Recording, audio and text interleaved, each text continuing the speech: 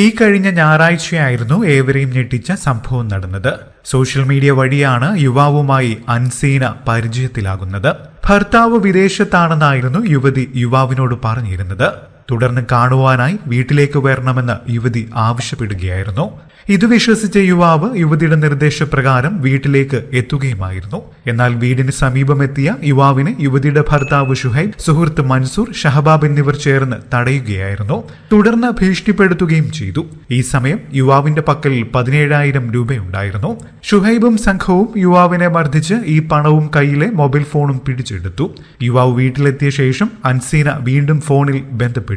തുടർന്ന് ഭർത്താവ് സംഭവം അറിഞ്ഞാൽ പ്രശ്നമാകുമെന്നും അവർ ആവശ്യപ്പെടുന്ന പണം നൽകണമെന്നും നിർദ്ദേശിക്കുകയായിരുന്നു. 2 ലക്ഷം രൂപ നൽകണമെന്നായിരുന്നു യുവാവിനോട് ആവശ്യപ്പെട്ടിരുന്നത്.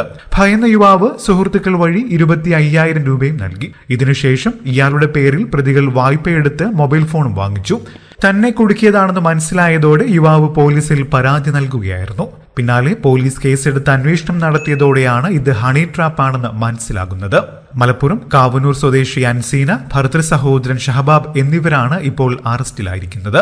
ഷുഹൈബും മുനീറും ഒളിവിലാണ്. ഇവർക്കായി പോലീസ് ഊർജിത അന്വേഷണം ആരംഭിച്ചു. കൂടുതൽ വാർത്തകൾക്കും വിശേഷങ്ങൾക്കുമായി ഈ ചാനൽ സബ്സ്ക്രൈബ് ചെയ്യാനും മറക്കല്ലേ. നന്ദി.